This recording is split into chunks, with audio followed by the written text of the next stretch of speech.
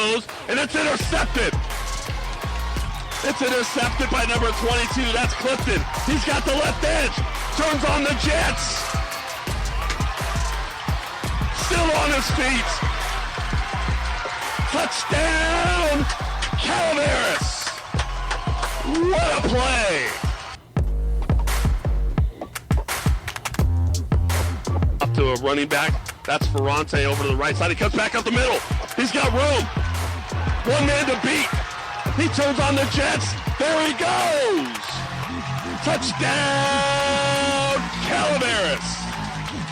What a play.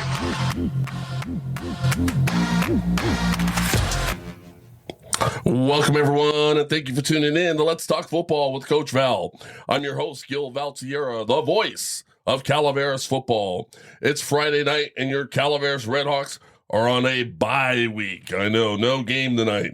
So today we're still going to bring you all the scores and highlights from the Calaveras football universe and the Motherlode League standings. We always start off with our youth program, so nothing changes there. One quick little change, though, is I want to introduce everybody on that team as opposed to just a few guys who are on the stat line. So let's start off with that junior novice team. Number 1, Trent Hughes. Number 2, Tucker Mills. Number 3, Stephen McCarter. Number 5, Lucas Smith. Number 6, Michael Green. Number 7, Gunnar Lefebvre. Number 8, Bronson Jenkins. Number 10, Maximus Montez. Number 15, Jason Hobson. Number 17, Maxwell Green. Number 20, Jax Watson. Number 24, Talon Sink. Number 30, Silas Prince. Number 35, David Amistoy. Number 42, Vincent Vela. Number 46, Brennan House. Number 51, Eli Brack. Number 58, Dylan Villegas. Number 70, Axel Prince. Number 77, James Pauly. Number 81, Thomas Steinhoff. Number 84, Riker Kwashnick. And number 88, Gino Varney. That team is coached by assistant coaches Mitch Watson, Kevin Sink, Mel Lefebvre, Marcus House, Jed Jenkins, and head coach Greg Mills. And Coach Mills sent me some info on their last game.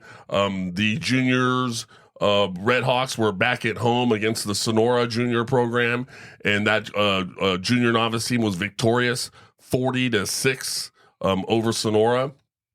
Jax Watson had 160 rushing yards, 60 receiving yards, 4 touchdowns and 2 tackles. Great job to Jax Watson.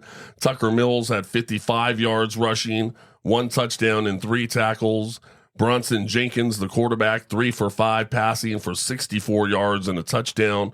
Also had 3 tackles and a forced fumble. Gino Varney had 35 yards rushing, 1 touchdown, 5 tackles and a forced fumble. Trent Hughes had 3 tackles and a fumble recovery. And Brennan House had 1 tackle and a forced fumble and a fumble recovery. And Silas Prince also added a tackle in that 40-6 victory for the junior novice.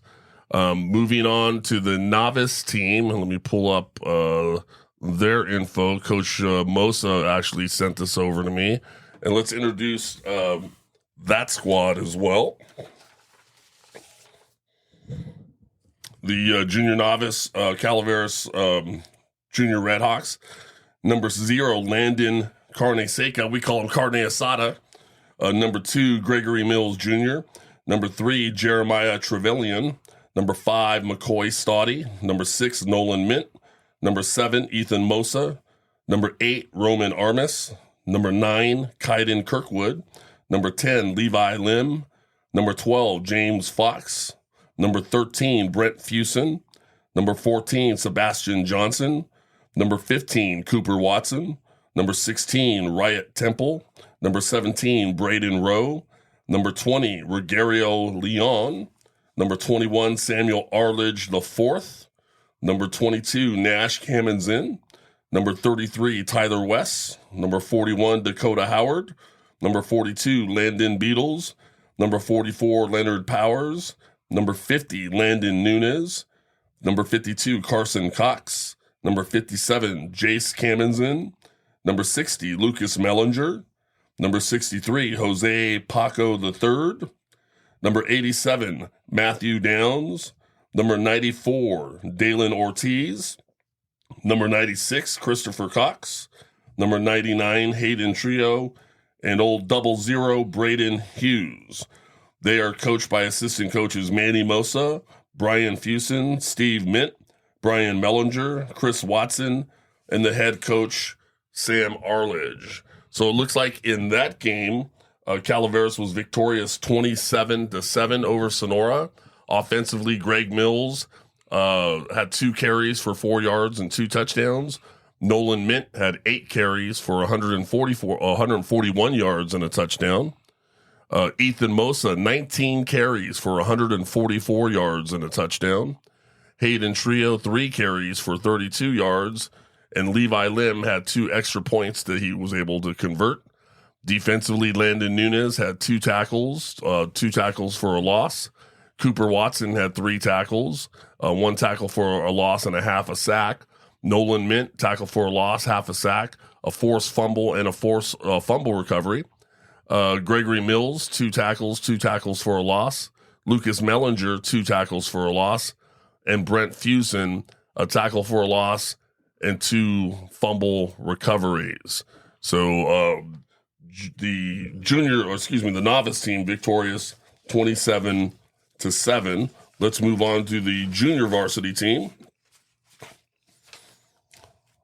They are number 1, Benjamin Montgomery, number 5, Riley Emerson, number 6, Roberto Celerino, number 8, Daniel Steinhoff, number 9, Hayden Parr, number 10, Bryce Patello, number 13, Levi Weldon, number 14, Alexander Chavez, number 15, Lucas Moyers, number 16, Caleb Cable, number 17, Cooper Cosgrove, number 18, Ethan Maxwell, number 19, Isaiah Poland, number 20, Beckham Milmore, number 21, Mason Williams, number 22, Carter Lim, number 23, Wyatt Hickerson, number 24, Wyatt Walker, number 27, Noel Rosas, number 35, Brooklyn Bentonhouse, number 38, Colin Graham, number 42, Gannon Lefebvre, number 44, Luca Varney, number 55, Drew Stevens, number 56, Michael Kavanaugh, number 72, Everett Armis, number 75, Talon Erickson, number 81, Waylon Hill, number 86, Dion Willingham, number 89, Axel Wilhite, number 91, Russell Miller, number 98, Lucas Wilhite, and number 99, Ruben Trejo. The assistant coaches for the junior varsity Redhawks are Ryan Williams, Wade McCann, Derek Weldon, Ed Armis, Jimmy Hill, Chad Walker, Brandon Botello, and the head coach is Vince Montgomery. The JV junior Redhawks were victorious over Sonora 34-7. Coach Vince Montgomery sent me some info on that game. And let's take a look here. Looks like number 22, Carter Lim, had 4 carries for 55 yards rushing and a rushing touchdown. Had a 73-yard kick return for a touchdown and also 16 yards pass receiving. So great job to Carter Lim and a great football game there. Number 21, Mason Williams, had 8 carries for 130 yards and 3 rushing touchdowns. Number 10, Bryce Patello, 8 carries for 20 yards. Number 44, Luca Varney, 3 carries for 30 yards. Number 5, Riley Emerson, 2 carries for 6 yards. 3 for 4 passing completions with 32 yards passing. Number 8, Daniel Steinhoff, 16 yards pass reception. Number 24, Wyatt Walker, 1 carry for 3 yards. Looks like the Calaveras offense had 320 yards rushing and 32 yards passing and 5 rushing touchdowns. So great job offensively to that JV team. Defensively, number 44, Luca Varney, had 10 tackles. Number 86, Dion Willingham, had 2 tackles, a tackle for a loss and a quarterback sack. Number 99, Ruben Trio, had 2 tackles. Number 10, Bryce Patello, had 4 tackles. Number 88, Daniel Steinhoff, had 6 tackles. Number 21, Mason Williams, had 5 tackles, 2 for tackles for loss. Number 5, Riley Emerson, 2 tackles. Number 24, Wyatt Walker, 2 tackles. Number 22, Carter Lim for 4 tackles. Number 23, Wyatt Hickerson, 1 sack. Number 17, Cooper Cosgrove had an onside kick recovery. Number 15, Lucas Moyers had 2 tackles. And number 75, Talon Erickson had 2 tackles. The Calaveras defense held the Sonora to just 73 yards rushing and only 1 touchdown. So fantastic job to that team. Let's move on to the varsity team of the Junior Redhawks, who also played Sonora. Let's get to meet them.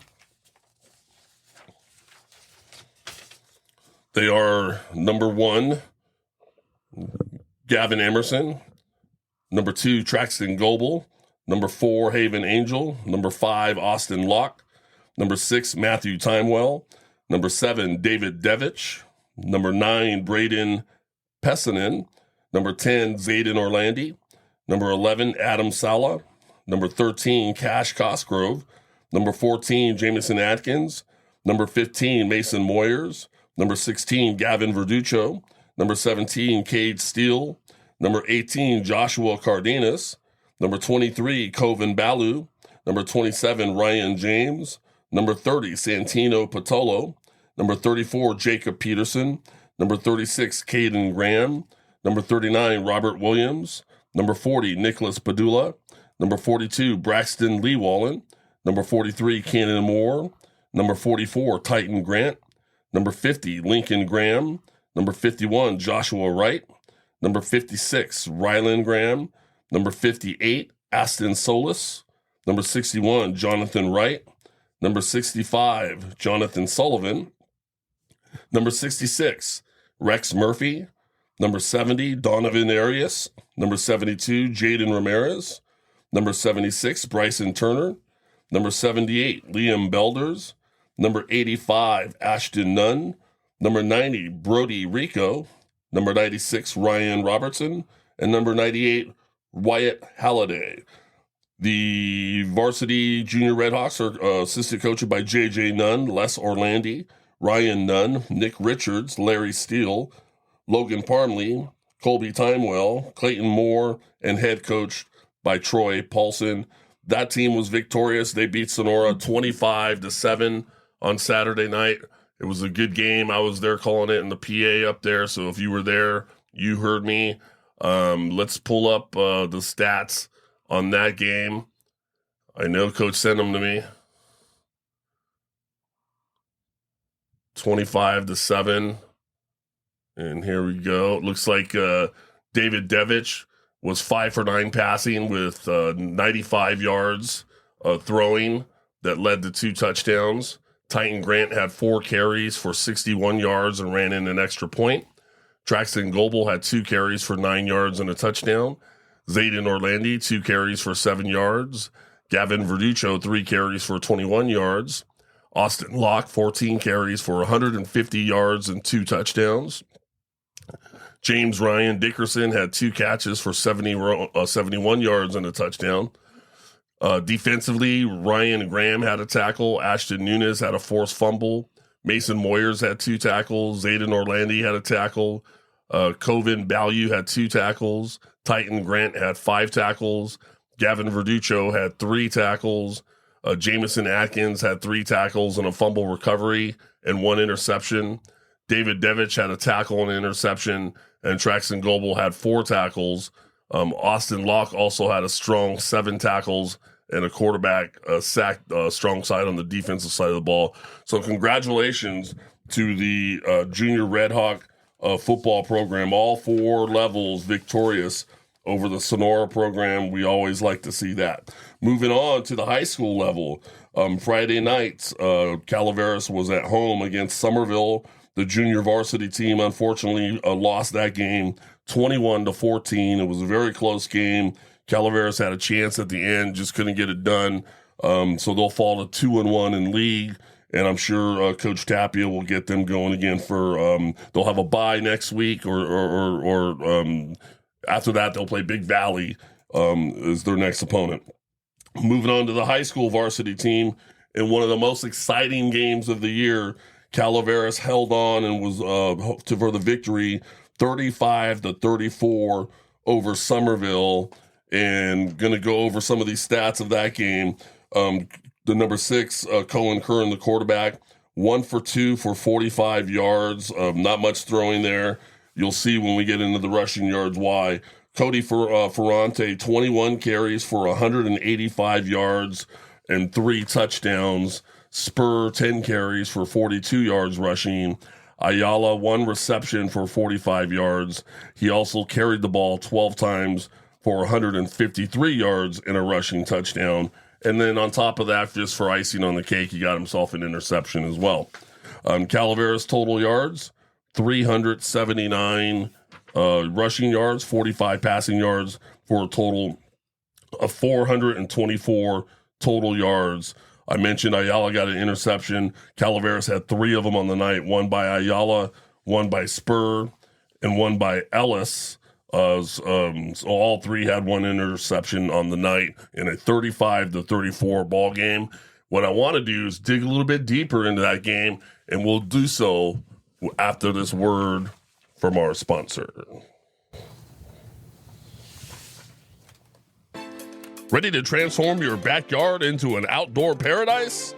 Look no further than the Paver Company, specializing in hardscaping, landscaping, outdoor living spaces, turf, decking, and more. They are your one-stop shop for all your yard upgrade needs. As a family-owned and operated business with over 25 years' experience, the Paver Company takes pride in their top-notch craftsmanship. Get started today with a free estimate and custom design. Make your yard the envy of the neighborhood.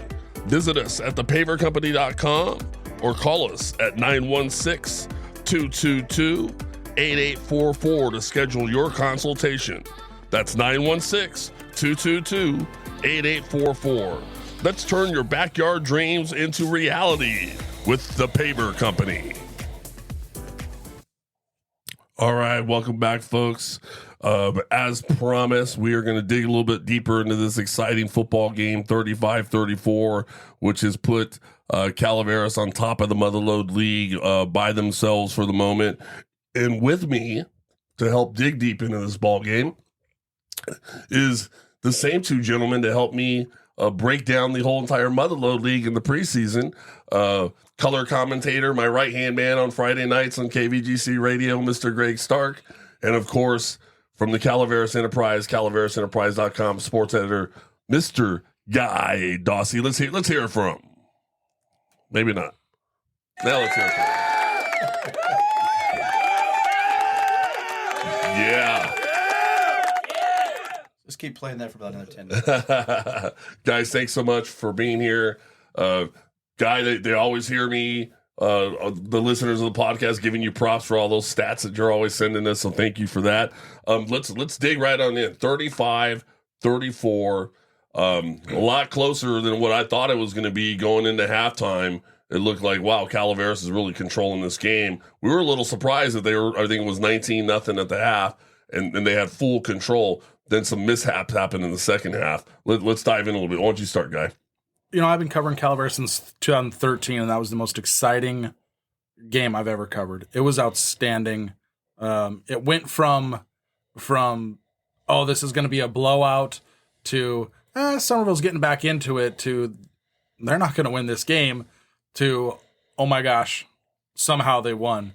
It was just an outstanding night for excitement.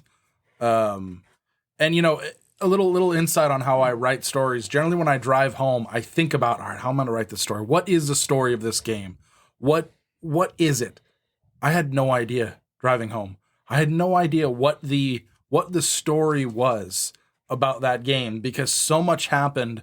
There was so many ups, so many downs. The backstory, obviously, with Summerville dominating Calaveras the last 3 years. What was at stake? You know, Summerville, who is going to go far in the playoffs. You know, this is for the. There was just so much, and I was thinking, where do you start on a game like this? And you know, here we are a week later, and I'm still thinking about that game because it was so much fun. Just a good after you know a month of not, I don't want to say interesting football, but not really competitive football, to have a game like that comes down to the wire, a 1-pointer, you can't ask for more. Yeah. Greg, what were your thoughts? It's certainly a test of both teams, and like we talked about that day, it was a tale of two halves. The first half, Calaveras was really firing on all cylinders, and Summerville was really shooting themselves in the foot with, I think they had 6 personal fouls that first half, which really gave Calaveras the advantage. With the interception for a touchdown, Summerville wasn't running the ball in the first half. They couldn't throw it in the first half, and kudos to Summerville's coaching staff to get them prepared to come out in the second half. And instead of just managing the game and hopefully we get out of here at a respectable score, they actually came back, drew a line in the sand, and took it to Calaveras. The keys of the game for me were, the immediate turnover after interception, which allowed Summerville to get that momentum. The 2 back-to-back onside kickoffs, which you never see one, you never ever see 2 back-to-back. There's so many layers to this, with Calaveras missing the extra point, missing the 2-point, but then getting it, and then the bad snap, which caused Summerville to be down by 1, and then Calaveras driving the ball, but not enough to leave time on it. It was, I have to parrot what Guy said, that was one of the most exciting games to be loosely associated with, and great for both clubs to, put it on the line, just never give up either side. Obviously they doubted themselves at times, but just to never give up. And, I think both teams came away much stronger regardless of the points outcome. Yeah. And another thing that it almost gets overlooked, but a huge turning point in the game was early in the first quarter. Summerville scored on their second play. Yes. They had an 80-something yard touchdown. That was brought back. And, that's something that I didn't, you don't really think of at the end of the game. That play, it's in the back of your mind. You think, boy, if that stands, not only does Summerville stop Calaveras on fourth down, they get the ball, then boom, 2 plays later, they go the length of the field. They're up 7-0. And all of a sudden you're thinking, oh yeah, this is the Summerville team that's really good. Maybe we can't play with them. And there was that flag. It was, I don't remember if it was a personal foul or if it was a holding, but whatever, it was offsetting penalties. Yeah, there was two penalties on the play, and I think the one that killed Summerville was the taunting, right? I mean, he was celebrating. Oh, that's right. The premature celebration. But you got, that is the difference. That gives Calaveras, okay, the points are off the board. We get a mulligan, and they held him, and Summerville ended up punting. If that play stands, it's 7-0 early. Summerville's got all the momentum, and Calaveras is now playing from behind. So that's a play that if you want to say what was one of the biggest plays in the game, that penalty was huge. Right off the bat, too. Right off the bat. Right, and it's a good point, because after that, Summerville had a litany of personal fouls and the 15-yarder, so they really didn't recover from that until the halftime break. And, the what-ifs. What if that happened and, Calaveras is playing from behind and they're damaged a little bit. So that, you're absolutely right. That was probably one of the most pivotal points in the game. Yeah, right off the bat. It certainly had Summerville on their heels, and they were angry. They're frustrated. They were frustrated for sure. Well, then Calaveras also got in trouble with penalties. They had back-to-back 15-yarders that put the ball deep into their own territory, and that's when Ayala came up with that pick in the, I guess that was in the second quarter. And that, again, if he doesn't get that interception, Summerville's going down the field, courtesy of 3 free yard or 30 free yards. Yeah. And so as much as we could say, penalties were hurting Summerville, they also hurt Calaveras. And had he not had that interception, that's another, because it was a 7-0 game at that point. Maybe Summerville goes and ties it up. They don't. Calaveras gets the pick. They end up scoring to go up 13, and then they get the pick from Spur. But I want to ask you, Coach, and you too, Greg. I've been thinking all week about this. Summerville scores, that fourth quarter was crazy. They score with 5 minutes to go. It's 35-34. Why not go for 2? I've been thinking about that all week. Realistically for Summerville, if they lose that game, yes, you're probably not going to be league champs. You're not going to be outright league champs. You're not going to lose your number 1 seed in the D7 standings. You're still going to most likely win a section championship and make a state run. So losing that game really doesn't affect them that much. So why play for a tie? Why? I mean, because if you miss a PAT, you're still down 1. If you miss the 2-point conversion, you're still down 1. Summerville wasn't going to be stopped. As you saw, Calaveras couldn't stop the run, especially up the middle with the quarterback on short yards. Why not go for 2? Because look, it was a bad snap on the PAT that allowed Ellis to come off the edge and get that block. You get that PAT, or you get the 2-point conversion. Now you're up 1 and forcing Calaveras to go down and score. And all the momentum was on Summerville's side. So were you surprised? Were either of you surprised they didn't go for 2 in that situation? For me, I wasn't. And I think from a coaching perspective, I'm looking at like, in hindsight, it's always 2020, right? It's always 2020. But at that moment, I'm probably looking at it from the perspective of, one, we haven't had a problem with a kick all night. We've made every single extra point. So you're not thinking there's going to be a problem. The other thing is there was still about 6 minutes left in the game when they were going for that extra point to tie the game. So very well could have still stopped Calaveras, got the ball back. So there wasn't, 30 seconds left. Let's try to just win it here kind of mentality, because there's still plenty of time left on the clock. What if Calaveras comes down and scores anyways? We still got to come get the ball back. So I don't know if Leverous was necessarily thinking that this was win or lose right here, because there was still so much time on the clock. I would agree with that. And, if you're looking at the game, in context at that time, Summerville was doing that hurry up offense. And they caught Calaveras with some personnel on the field that was to their advantage, and they kept that.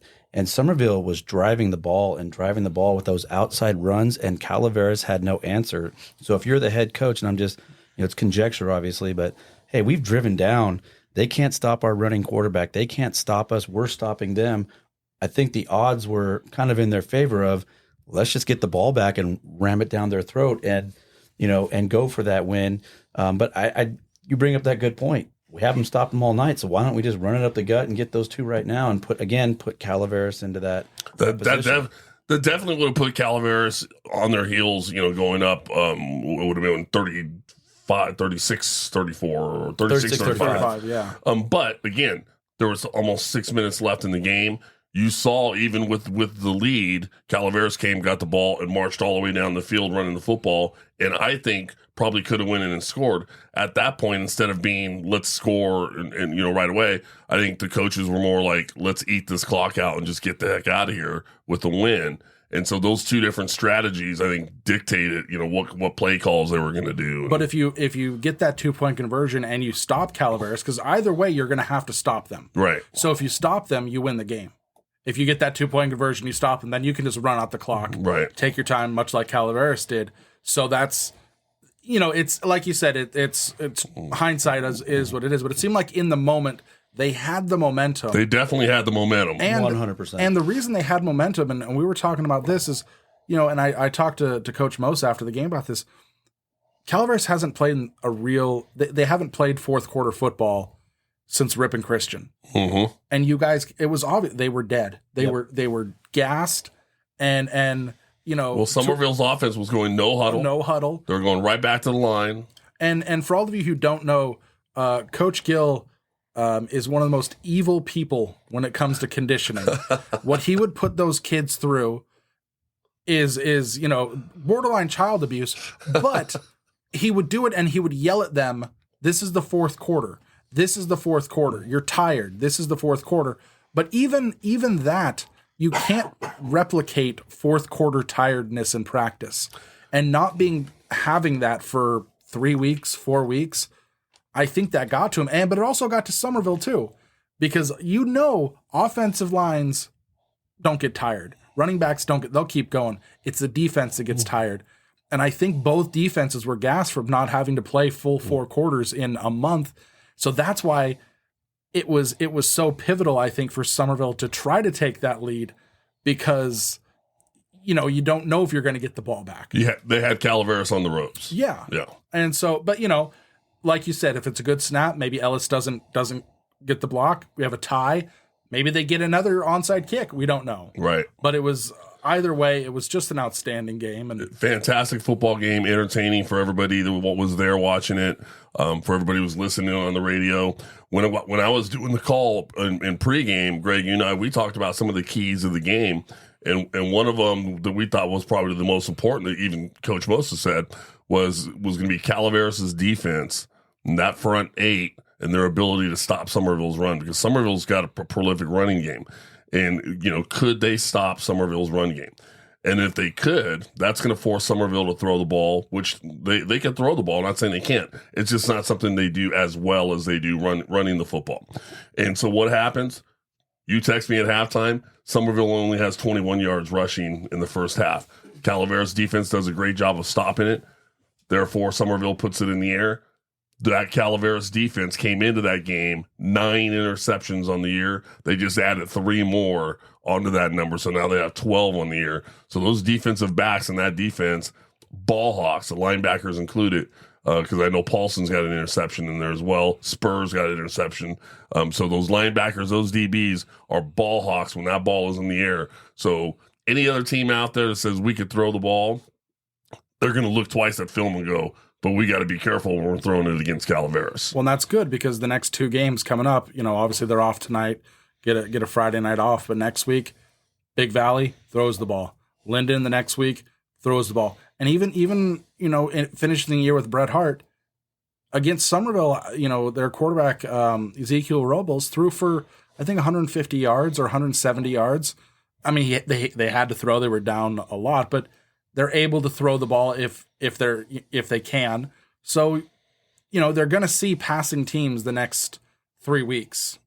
And that's going to be interesting because you always, to me, what makes a great entertaining football game is when you go strength against strength, right? They have got a great passing game. They got a great passing defense. And so when you have to see strength against strength go at each other, it makes for some great football. Right. They're going to see that when they go to Linden. Linden has 2 plus 300-yard games for passing. I think it was a 345, a 305, and then a 260 and a 287-yard games. So just like Summerville was really good at running the ball, and it's almost like when Calaveras stuffed the run and stuffed the pass, they went to what was comfortable again and started having success. So it's almost like they forced them back into the run. Mm-hmm. It's going to be interesting to see where Linden and Big Valley go if Calaveras can stop that passing defense. And with Calaveras, though, they're kind of the weakest part of their defense has been overall the pass coverage. Up until Summerville, they only allowed 1 rushing touchdown. So every score they gave up was through the air. And their 1 rushing touchdown prior to Summerville was a quarterback sneak against Ripon Christian. So every other score was through the air. Against Riverbank, it was the double move that got them. And there were a couple times, even in the River Islands game, there was a halfback pass where the cornerback completely bit. So while, yes, they are ball hawks and it's all and their picks come in pairs or in trios, I guess. Right. But, they have been susceptible to the pass, but their defensive line is getting after quarterbacks too. So, it's almost with some teams you'd almost rather say, hey, try to run on us. Because even with Summerville running well against Calaveras, getting up a lot of yards, Calaveras is still giving up well under 100 yards a game on the ground. And Summerville, I think, scored 5 on the ground. So that's 6 rushing touchdowns given up all season. So teams might be looking at Calaveras going, well, we can't run on them, so we have to go to the air. But as you know, if it doesn't work through the air, then you're done. Mm-hmm. Yeah. All right. Well, we're going to go into our next segment that we call From Around the League. Any other further last comments on the Calaveras Summerville game before we do that?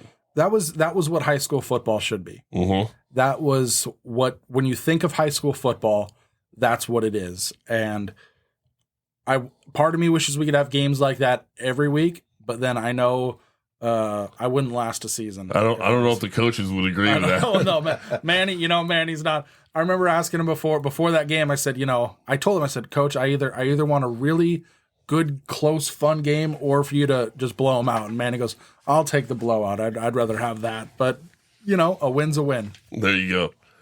All right, so I got the opportunity to talk with a couple of Calaveras players. I spoke with number 2, Ethan Ayala, and number 19, Cody Ferrante. Let's see what those young men had to say. All right, I'm with number 2, Ethan Ayala, running back, defensive back. Congratulations, big win over Summerville. Great job running the ball. You rushed for a touchdown, had another big catch for 45 yards, had an interception. What'd you see on that play? Coach kept telling us to read our keys, and I kind of just read the tackle. He stood up, and then I saw the guy run out for a corner, so I kind of just jumped it. You just jumped right in front. Yeah. Nice job, good play. So big game, lots of emotion going on. They came back in the second half. What was going through your mind at that time when they had the momentum going and they started coming back on you guys? It was bound to happen. They're known as a second-half team since I've ever played them. And, it's kind of nerve-wracking, but you kind of just have to continue to push and kind of read your keys and make sure you're doing your job. Just keep doing your job, play ball. Yeah. So this week, bye week, and then after that, you got Big Valley coming in at home. What's it going to be like as far as like taking that week off? Is that a good thing right now, or let the body heal? Or I think it's a good thing to let our bodies heal a little better from the past couple games. We've been kind of back-to-back all year, so it's kind of nice to have a little break, but I don't think we should be stopping really what we're doing, kind of continue to play through and kind of just play our ball. All right, well, I wish you the best of luck next week against Big Valley. Keep it going. Thank you. All right.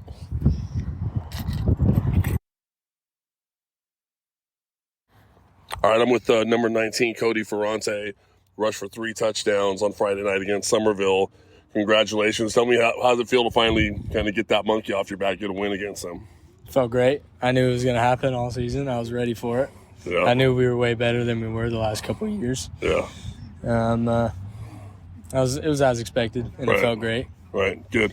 Well, coming into this week, bye week, and then, get ready for Big Valley for next week, and, just a few games left before playoffs. Does this bye week come, you think, at a good time to, like, kind of, let the nicks and bruises heal and all that and then get ready, or is it you're, like, ready to keep going? I think it's a perfect time. This time of the season, people start to get a little beat up. Everybody needs a little bit of a, kind of slow down, learn some things, and then everybody heals up and is ready to go at 200% the next game. All right.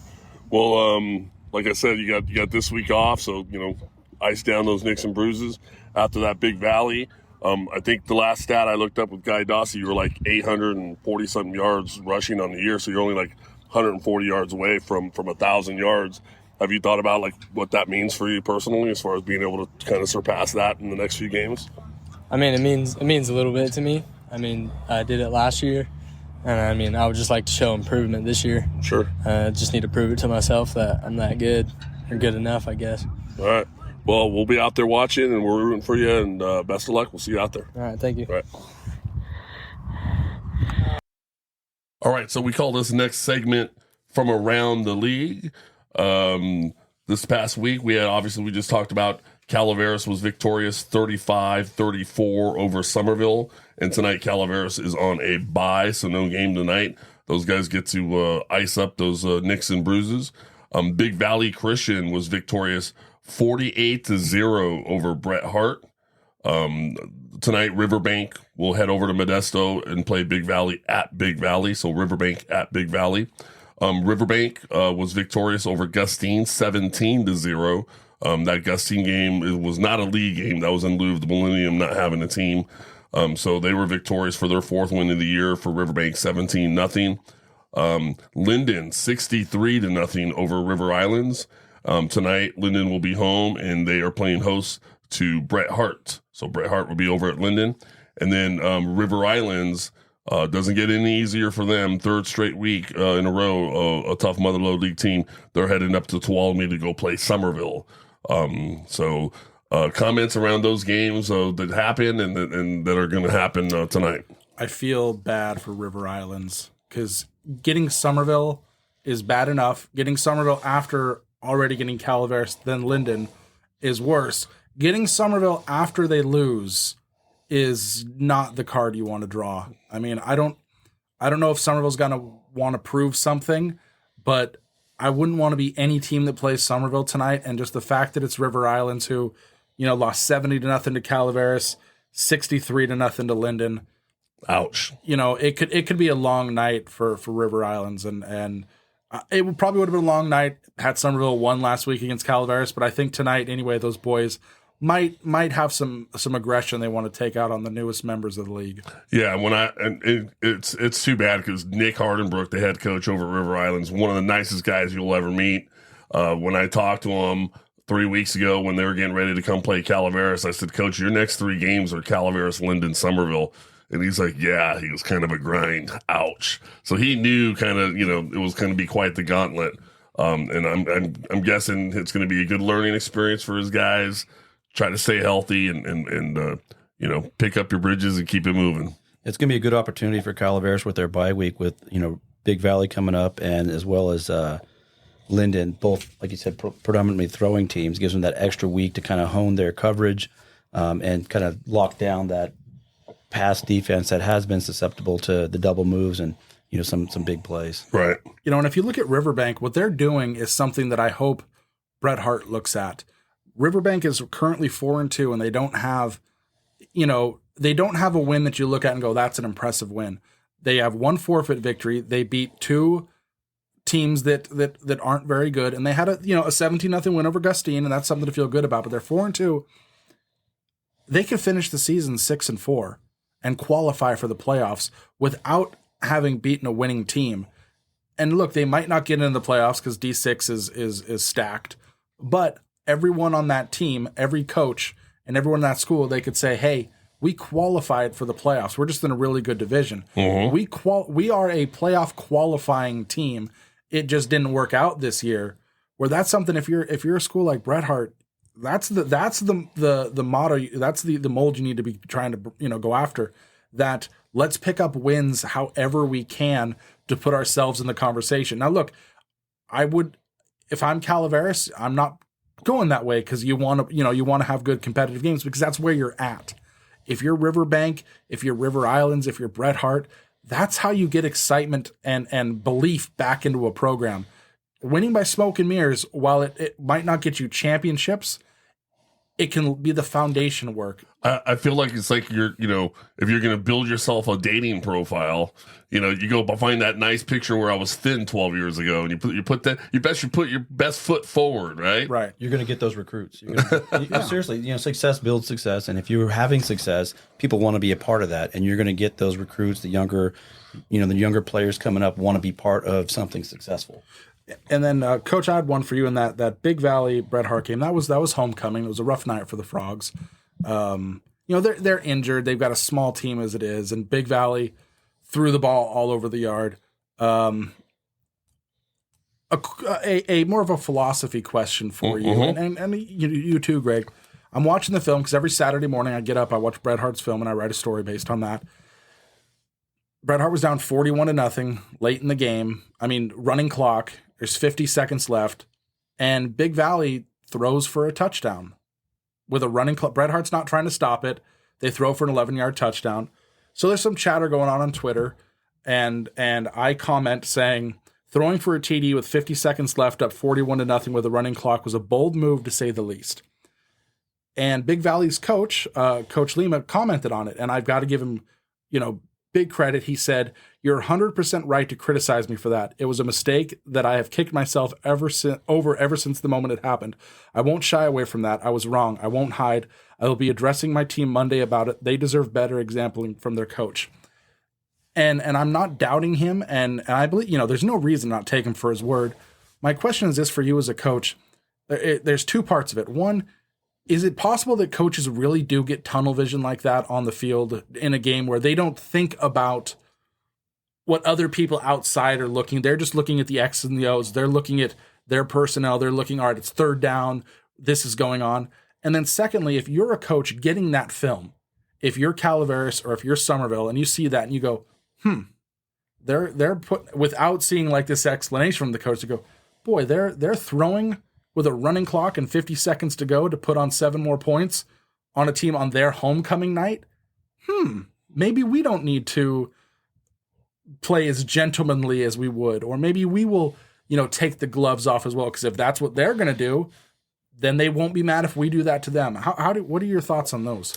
Yeah, coaches don't look at it from really any of those perspectives, to be honest. To your first part of the question, is it possible for coaches to get tunnel vision and not realize, they're so... Absolutely, it's possible. It's happened to me. I've been a play caller. I've been a head coach. I've been an offensive coordinator. And I've gotten so engulfed in my play sheet and my players and the field that where literally everything else becomes blurry because I'm just so focused. And so is that possible? Sure. Is it ideal? No. You want to have a little bit more of a clear head along with being focused and hopefully have a nice balance between those two to where I could step aside from that and think, well, hold on a second. Is this something, prudent at this moment, at this juncture? You want to still have that. But is it possible for you to lose that? Absolutely, it's possible. The second part of the question, now, when coaches look at film, they're not looking at anything like that. They're looking at the X's and O's. They're looking at formations. They're looking at, a whole plethora of other things that those other outside. And for those of you at home that don't know, when coaches watch film, there's no volume. So like you may see your kids at home watching huddle, or you may be seeing, and there's volume. You can hear the cheerleaders going, all that stuff. We listen to it muted. So all we're focusing on is plays, X's and O's. We're drawing up formations. We're trying to gather what they're good at, what they're not good at, what we're good at, the kind of game plan we're going to put together. Who do we need to make personnel changes in different positions based on who we're playing? Can we keep things the same? There's so many other question marks. So many other things that we're looking at. We're not really looking at whether or not somebody's upset on whether or not they threw the ball on a nail. Now, hindsight 2020, yeah, after and I know Coach Lima. I've met him. I've talked with him. Great guy. And I'm sure he means every word of it. And I believe him because he probably, was just focusing on his game plan. He probably looked up at the clock and go, oh, that's how much time's left? Right? I mean, sometimes you lose focus on that. Especially like we talked about with the running clock. Yeah, it happens so fast. It could happen so fast, and and I give him a lot of credit for owning that. If he would have gave you some, BS answer, whatever, there's, there needs to be a little bit of humility on both sides where somebody can make a mistake and we can say, yeah, hey, he owned it. He went forth. If they were rivals, so if that was a Calaveras Bret Hart game, then there's some more. Maybe somebody's proving a point somewhere down the line. The other part of it too is like, if they're a throwing team and this is all we ever do, maybe they're not very good at running the ball. And if we try to run the ball, we're going to fumble it, where our guys are going to not know where to go. Yeah. We're going to, that's just not what we do. So it's really hard for us to do that. It's like grabbing that second string or third string running back. Look at Calaveras. You're going to bring in a second or third string back who's pretty good himself and tell him, don't score, don't try your hardest. No, he's gonna try his hardest to try to. He barely gets his limited chances as it is. So when he gets in there, he's gonna try his best to do what he can. So I'm sure this kid, same thing. He's getting in there. He's gonna, and there's only so many seconds in a game, especially in a running clock. I think. I forget which game it was. I don't know if it was against Riverbank or if it was against River Islands, maybe River Islands. Calaveras ran 24 offensive plays. That was Riverbank. That's it, right? Riverbank. Yep. For the entire game. Now, to put that in perspective for your folks at home, a typical normal football game played in 4 quarters is pretty competitive, like the Summerville Calaveras game was, easily 50 offensive plays for both sides. There's well over 100 plays in a football game. So they ran 24 the entire game. So that's how quickly you could be like, well, I tried to get you in, but those chances came and gone real quick like that. So is it possible to happen? You bet. I believe Coach Lima, I'm sure it just, got lost. And after the fact, he's probably feeling guilty, shouldn't have did it, but I'm not that mad at him for it. No. If it happens again. No, and I agree too, because, like you said, things happen in the flow of a game, and he has no, there's no reason not to believe him, and I do. It was just, and I appreciate him, saying, yeah, that was, because coaches could easily say, hey, we play 48 minutes, and I don't care what the score is, and right. And we've all played against coaches like that, where you kind of remember that, and I don't believe he's that type of coach, and again, he's shown no reason. And it was just and also I'm watching the film from a reporter's point of view, right? Thinking, you're throwing up 41 with 50 seconds to go, but like you said, it could be, hey, I'm trying to get other kids to be able to touch the ball. So there's a lot of different things that go into play calling, and it was just something I was thinking about this week. Yeah, and on the other side of that, the coach in me just says, I need to do a better job with my guys defensively to stop it. Put my energy in doing that instead of worrying about whether he should have did it or not. Yep. Well, it'll be interesting to see Big Valley and next Friday night, see how they throw and what they do. Yeah, you bet. We'll see what happens there. So moving on to the Motherlode League standings. So after Calaveras' victory over Summerville, that puts them at the top of the mountain. They are 6-1. 3-0 in league. Linden goes to second place right behind them at 5-1, 2-0 in league. Summerville drops down to third at 5-1, 2-1 in league. Big Valley Christian right behind Summerville at 4-2, 2-1 in league. Riverbank at 4-2, 0-2 in league. And then River Islands 1-5, 0-3 in league. And then Bret Hart 0-5, 0-2 in league. So there's your Mother Lode League standings. We're going to comment and come back to those in a second. But first, let's go over some of the other games for our Once Upon a Time brothers across the river. Argonaut lost to Liberty Ranch 50-27. Tonight, Argonaut is going to be at Rosemont. Amador fell to Bradshaw Christian 65-0. Ouch. Tonight, Galt will go to Amador, and I bet that they'll have a much easier time with Galt than they did with Bradshaw Christian. Sonora was victorious over Hillmar 45-28. And tonight, Sonora will travel to Houston, where it'll be a packed house, I'm sure, and 2 undefeated teams there. That's going to be a good football game. Back to the Mother Lode League standings. So let's take a look at where we're at, guys. We just went over it. Calaveras at 6-1, Linden at 5-1, Summerville at 5-1. Any comments on those standings? Anything sticking out for you guys? Nothing specifically. I did think Bret Hart would have a better season. I know the injuries plagued them quite a bit. And it's interesting to see how that one loss in league will take you down to third place from Summerville. They're already down to third, and just that one league loss, how critical each game is for your league games, and how critical it is for Calaveras moving forward. It is still, I'm not going to call it a 3-way tie, but there's a boatload of possibilities with all the talent and all the variables on the last few games. Well, and Calaveras they're ending the season with much more difficult games than they started league with. You know, we have a week off tonight. Come back tomorrow or next week. Big Valley. You know, hey, Big Valley's 4-2, 2-1. They can throw. They can score. And if we remember last year, yeah, Calaveras beat them. It wasn't as it was a lot closer of a game than the final score would lead you to believe. Then the next week you got Linden. That's going to be for the league title up there. That's going to be a tough game. And then you finish with Bret Hart.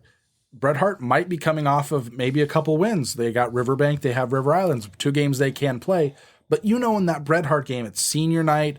The bell is back up for grabs. There's a lot of emotion, and you know, weird things can happen. Now, obviously, I wouldn't bet against Calaveras that night, but those are 3 emotional games.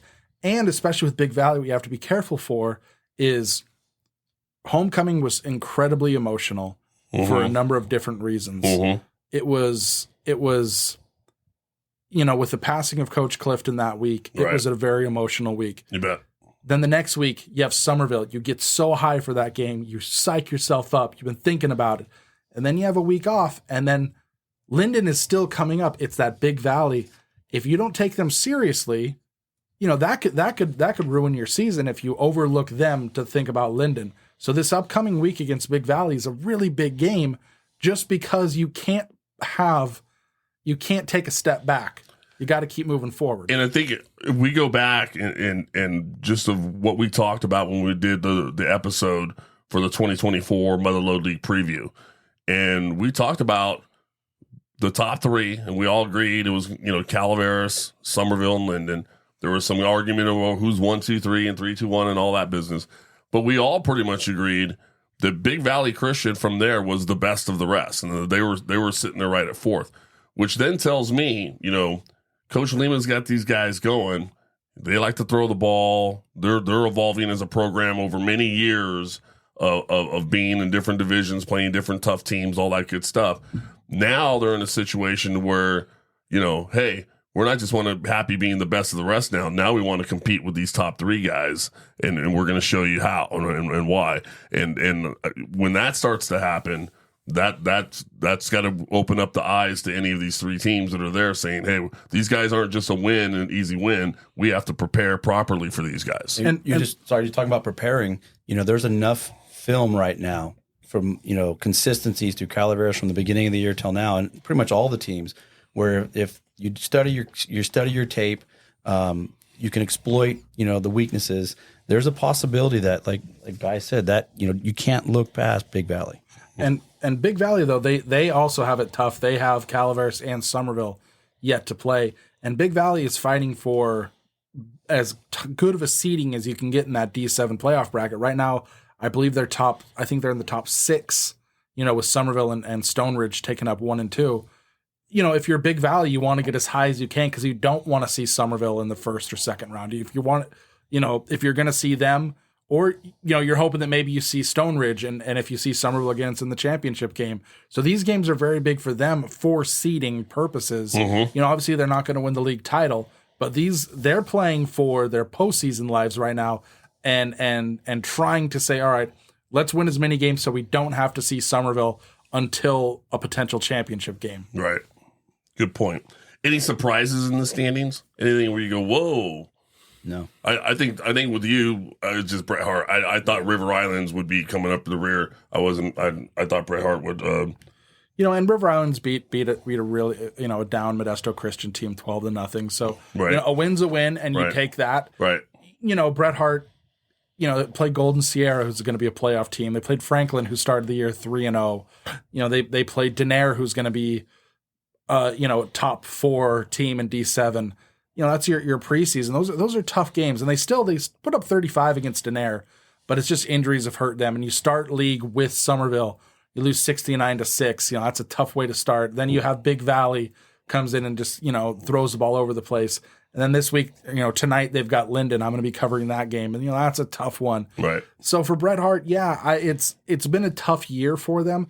There's stuff that they can build off of, and I think over the next 2 weeks, getting River Islands and getting Riverbank, they might lose both those games, they might win both those games, they might split, but I think those games will be competitive, and that's what that program needs. Sure. All right, so let's move on. Let's take a look at. I want to look at the statistics so far for Calaveras.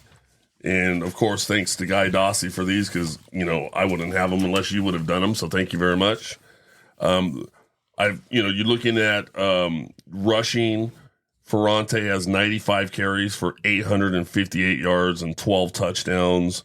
He's 42 yards away from having a 1,000-yard season. He may very well get that on his next game with Big Valley. We'll see. But what a year he's having on the ground. More than that, we talked a little bit about this, Greg, on the pregame, on the last game on the radio. You have 2, 4, 6, 8, 10 different guys with stat lines that have run the football that Coach Mosa is confident that he'll put the ball in that kid's hand. That's pretty surprising when you look back over the years. You look back at any team, there's usually 3 to 5 guys that are the guys that are carrying the ball. So to see 10 guys, that's a big eye-opener for me. Yeah, and that's what we talked about during the game is, it really puts other teams on notice that, there's multiple guys that you have to account for. Like you mentioned, if there's only, 2 top guys, you can focus in on them and double team them or produce a scheme to isolate them. But with so many people to account for, that's one of, a little part of Calaveras' success. Well, some of the numbers that impressed me this weekend when I was thinking about it, Ferrante has 14 total touchdowns, 12 rushing, 1 interception, 1 kick return. As a team, the defense, even after a Summerville putting up some yards on them, and some points, still are giving up 12.14 points per game. 12 points per game after 7 games.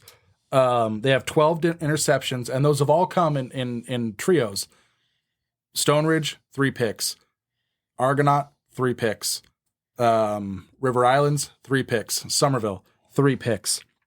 The team is scoring 42.2 points per game.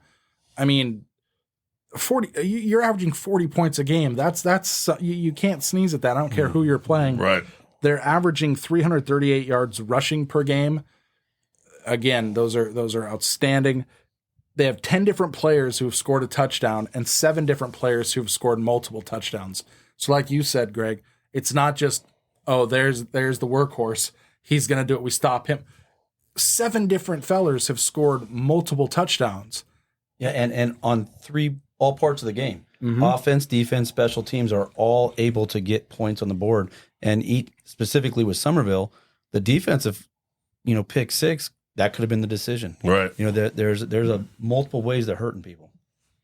So any surprises on the stats when you look at it and go, whoa? The picks. I agree.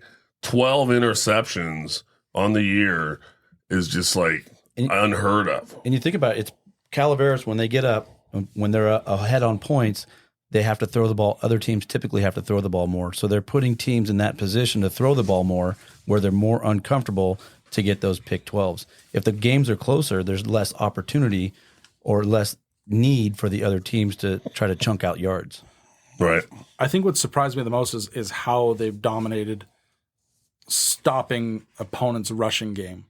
They held Riverbank to negative yards rushing. They would have held River Islands to negative yards rushing had it not been for a 50-yard quarterback keeper with 2 minutes to go with a running clock, right? And then the third team in there. So they're really doing a good job against the run, and that's what we were talking earlier before we went on air. Is you look at some playoff teams and you go, maybe they would be better against a top team that has to, that's more ground and pound, because that's what their strength is stopping the run. So that's something eventually for the playoffs. But I've just been impressed with. There hasn't been an aspect of the team that I look at and go, I'm not quite impressed with that yet. I mean, even going as far down to your sophomore quarterback, Curran has made some good throws. He's showed poise. He had a play last week where he scrambled and slid like a champion. I mean, it got called back, but to have the field awareness to say, all right, nothing's open, I'm going to tuck it, go pick up a first down and slide and not take that hit. That's a mature play from him. So I've liked seeing him grow as a quarterback has been really good. And with him, I don't believe there might have been maybe one, maybe two, no fumble exchanges from quarterback to center. And that's something that happens a lot in high school football, especially under center. The relationship he has with his center, the snaps are there, right? And that's something, again, from a sophomore quarterback. Good for him. Just a good point. If you're going to be a little bit critical of Calaveras, I think the one thing that they really, and we've talked about this, their penalties. At the bad penalties when you're playing Riverbank and it's fourth down and you get a penalty and now they get a first down and that got the touchdown. They didn't get the touchdown because of that, but that allowed them more time on the field. The horrible timing of their penalties and the frequency is concerning. Like we've talked about, you can be up 40 points and, getting the kids to understand, it's just a offsides, it's just this, just that. But when you're in a critical game such as Summerville, one or two of those additional, it's crucial. That's the difference in the game. Right. That, and just getting them to clean that up, if we're going to be critical, that's the point, the fourth part of the game that they are really struggling with. That's a really, really good point. I think that's one of the main differences when you're going to, that's a really good football team too. That's a great football team. And look how many, I was joking with Taco Hernandez a couple weeks ago when he finally got to score a touchdown that counted. I said, man, why did your teammates hate you so much? Because it seems like every time he touches the ball and breaks some 50 or 60 yarder, there's a penalty flag there. And he was cool about it and was laughing about it. But it's those are kind of funny in blowouts. Those aren't funny in big important games. Again, ask Summerville. Right. They had 7 points taken off the board because of that. And moving forward, and you can't have points taken off the board because of penalties. And fortunately against Summerville, there were none of those. But I mean, there had to have at least been 5 touchdowns this year taken off the board because of penalties. Right. At least. Right. Okay. So last thing I want to look at is give ourselves a grade. I'm looking at our when we did the episode on the 2024 Motherlode League preview, we picked 1 through 8 of who we thought how the Motherlode League would wash out. And then we saw so far where we are today, and we're all pretty close. I had Calaveras at 1, Summerville 2, Linden 3. Right now it's Calaveras. What is it? Calaveras, Linden, Summerville. So a little bit off there. Big Valley, which is right there at 4. They're right there. Riverbank at 5. That's exactly where they're at, right under Big Valley. The only thing I had wrong there was Bret Harte River Islands. I had Bret Harte above River Islands. In this case, it's the other way around. So pretty close. I'd give myself a B. I mean, I think that if Calaveras beats Linden, that's going to be a nice looking guest there for me in the preseason. How about you guys? Well, I was led to believe that we were going to be grading on a curve. So I have Linden 1, Calaveras 2, Summerville 3, Big Valley 4. I went on a limb with River Island coming in at 5, and Bret Hart 6. So, and Riverbank at 7. So I'm going to give myself on a bell curve a C+. Okay. I'm going to stick with what I did in all my schooling years. I'm going to give myself a C and be really proud of it. C's get degrees. That's what I'm saying, man. I predicted at the end of the year there'd be a 3-way tie for first. Obviously, I don't want that to happen. Calaveras took a big step forward to saying the only way they put themselves in the running now for, a league title. And yeah, a tie could happen if Linden beats Calaveras and Summerville beats Linden. And I kind of think Summerville might beat Linden. That, it wouldn't surprise me. It's going to be a good game. But it's at the point now where nothing would surprise me. Would it surprise me if Summerville loses to Linden? No. Would it surprise me if Calaveras loses to Linden? No. Would it be surprising if Calaveras runs all over Linden? No. So at this point, I think who it matters to the least is Summerville, because they're going to be 1 or 2 in D7 regardless. Yeah, it would be great to say they're league champs, but they've got big things to look at. For Linden and Calaveras, it's right now, the league title is great, but it's also seeding. They're both in D6, and they want to be as far away from Sonora in that seeding as possible. And if you can finish top 4, you get a first round bye, and you get a home game in the second round. You win that game, then you're in the semis with a trip to the section championship on the line. Who knows what can happen? But right now, those two teams, Linden and Calaveras, yes, are both fighting for a league title, but also the highest seeding they can get that keeps them away from Sonora the longest. All right. Well, you heard it here. I'll tell you what I hear and how I decipher all of this is that these last few weeks of the high school football season going into the playoffs is going to be nothing but some exciting, good high school football to watch on Friday nights. Play the game. That's the reason why we do it, to play the game. So, moving on, normally, folks, right now, I tell you, hey, how to listen to the game tonight. Obviously, Calaveras is on a bye week, so won't be there. But next week on Big Valley Christian, Greg and I will be back behind the mic for KVGC Radio, 7 p.m. from Frank Meyer Field as Big Valley Christian comes in to take on the Calaveras Redhawks. Be sure to tune in or get down to Frank Meyer Field. Greg, Guy, thank you so much. This is the part of the show. Normally, Coach Manny Mosa has to indulge my rant. And now this is the part of the show you two guys are going to have to do. And I know you're new to this. So if you see me hyperventilate a little bit, I'm going to be okay. Sometimes I black out a little bit. I'll be okay. I'll get through it. But, it's not too bad this week because there's really no game. So I don't think so bad. So indulge me for a moment.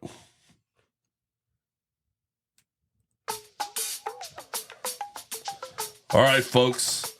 Since there's no game, it's hard to get fired up for a game. So this week, this rant's going to be more of a put your forefinger and thumb on your chin and think, I really never thought about that.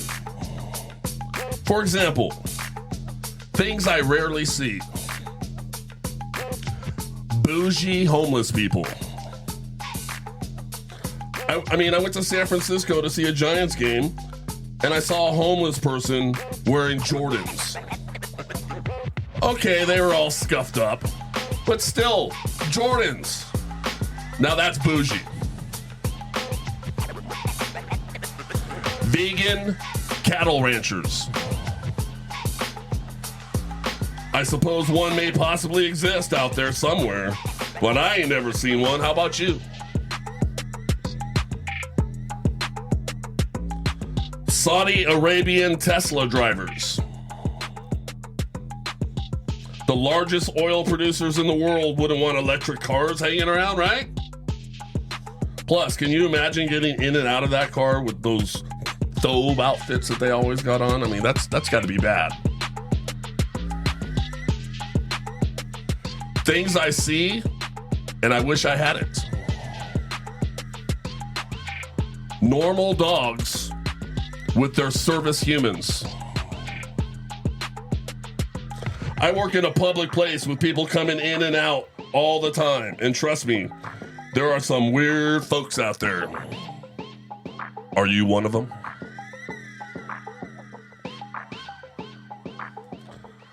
Monster F-350 full-on lift kit trucks that would make an American Ninja Warrior athlete sweat just to get to climb into it. With handicap plates. I mean, are you kidding me?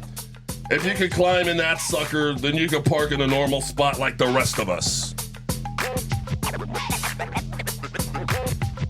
Yoga pants.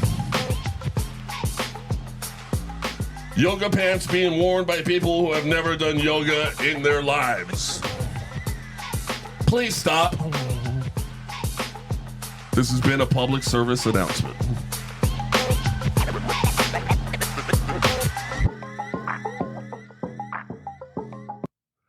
All right, I got that off my chest. You feel better? I feel better now. Greg? Wow. Do you own a pair of yoga pants? I mean, he's wearing them right now. I think he looks pretty good. That's why he looks so upset. You're dissing his yoga pants right now. Great. I think you look great. I think you look outstanding. Gil's just jealous. No comment at all. I'm not saying anything. Okay. All right. Fair enough. Well, hey, listen, I want to thank Greg Stark. I want to thank Guy Dossi. Thank you so much for coming out and doing this. Really appreciate your time. If you're out there, you're enjoying the podcast, please follow us on Instagram or Facebook at Let's Talk Football with Coach Val. Be sure to share the page with all your followers and your friends. You can now text the show a message under the send us a text message link in the podcast page you're using. And of course, you can always shoot us an email at gilbertvaltierra@gmail.com. Be sure to tune into the games every Friday live, except for tonight, obviously, but next Friday, 7 p.m. by downloading the KVGC radio app and clicking on the Oldies button. You can also listen to a brand new episode of Let's Talk Football with Coach Val every Friday morning to get the latest news, scores, and happenings of the Motherlode League and surrounding area football every week during the football season. Until next time, we are out. And it's intercepted.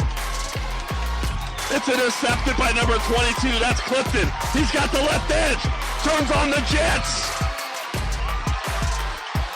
Still on his feet. Touchdown, Calaveras. What a play. Up to a running back. That's Ferrante over to the right side. He cuts back up the middle. He's got room. One man to beat. He turns on the Jets. There he goes. Touchdown, Calaveras. What a play.